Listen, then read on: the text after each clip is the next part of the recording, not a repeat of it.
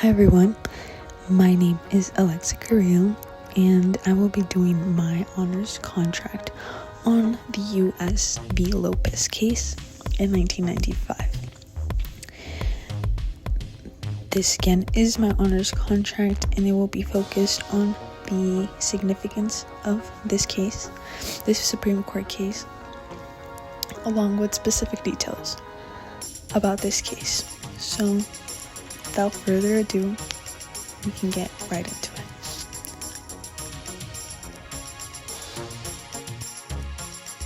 So a quick overview is this was a Supreme Court case in 1995. This case had limited authority under the Commerce Clause. It took place on March 10th, 1992. It happened in Edson High School. The one following those acts, Alfonso Lopez Jr., he had carried a concealed .38 caliber revolver with 5 bullets into his high school. So it was unloaded.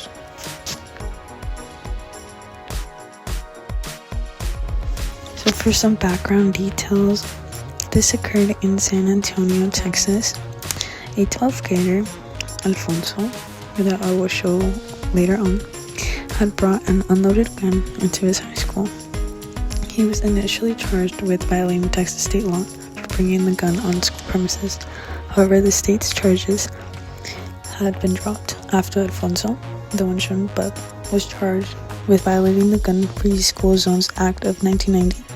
He was found guilty in the federal bench trial. He had been sentenced to 6 months in prison with 2 years supervised release. On the other hand, he appealed the conviction. The grounds for the appeal was that the act was unconstitutional, an unconstitutional exercise of the power Congress had, or has. So the constitutional question we are asking is, did the Gun-Free School Zones Act of 1990 overstep the Commerce Clause? This would lead the entire case, and it was a question to be answered later on. So a few defining terms to understand this case, if you are not aware of it. The Commerce Clause, it can be found in Article 1, Section 8, Clause 3 of the U.S. Constitution. And the clause basically means that it can grant Congress the power to regulate commerce with foreign nations, among several states and Indian tribes. It is the foundational basis for federal law that can authorize regulation of interstate activities, channels of commerce, and local activities that can affect interstate commerce. Another important definition is the Gun-Free School Zone Act of 1990. This is a federal law that creates possessing a firearm in a school zone illegal. The school zone should be school grounds around 1,000 feet from them.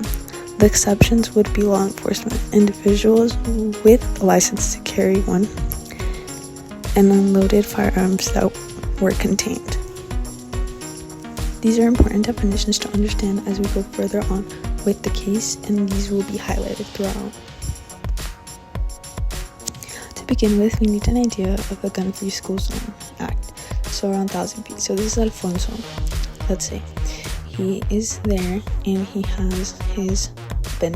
So there's a school that he was attending, and you can see visibly 1,000 feet.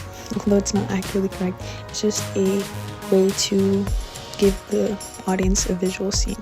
So as you see, as we get closer, this is not 1,000 feet. And Alfonso is inside the school with the unloaded gun. Okay, so the outcome of the case. This case was decided on a 5-4 decision. It was deemed that Lopez was correct. The Gun-Free School Zones Act of 1990 was struck down.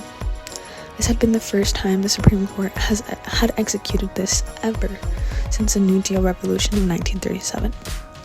Therefore, the Gun-Free School Zones Act of 1990 was unconstitutional since it exceeded the power of Congress to regulate interstate commerce. The act of possessing a gun in a local school zone is not an economic activity that affects interstate commerce. Therefore, that was the result of the case, which, to be more specific, interstate commerce, it can't be like buying or selling or even moving goods, services, money, but it has to be across state lines in the U.S. Therefore, this gives more of a definition to understand what interstate commerce is if it is unknown to the audience. The majority opinion was done by Chief Justice William Rehnquist. It was held that Congress exceeded the constitutional authority under the Commerce Clause when it was passed under the Gun-Free School Zone Act of 1990. The Constitution allows Congress the power to regulate interstate commerce. The Act was not under the following 3 categories that will be shown in the next. The gun in the school could not have indirectly affected the economy. This placed a reinforcement on limits on federal power under the Commerce Clause. One of the categories being channels of interstate commerce such as highways. So this is a depiction of a highway, just to get a visual example. This is one of the categories Congress can regulate. Another category was the instrumentalities of interstate commerce such as goods. So this is perceiving goods, just to have the audience understand a little better. And the last category was the activities that substantially affect interstate commerce. So again, going back to that definition, if you need to refer to it. So we have dissenting opinions also for this case. These were done by Justice Stevens, Souter, Lerone Breyer, and Ginsburg. So the main argument was that gun violence in schools would directly impact the educational environment. This can negatively impact the economy. Therefore, the court should defer Congress's rational basis for regulating it. Congress could have rationally concluded that guns affect interstate commerce, all in the law. There was criticism about the departing on the long-standing precedent that allows Congress to have broad power under the Commerce Clause. This was their argument against what had been followed through. Now, with dissenting and majority opinions, this case did have concurrent opinions. These were done by Justice Kennedy, O'Connor later joined, and Thomas.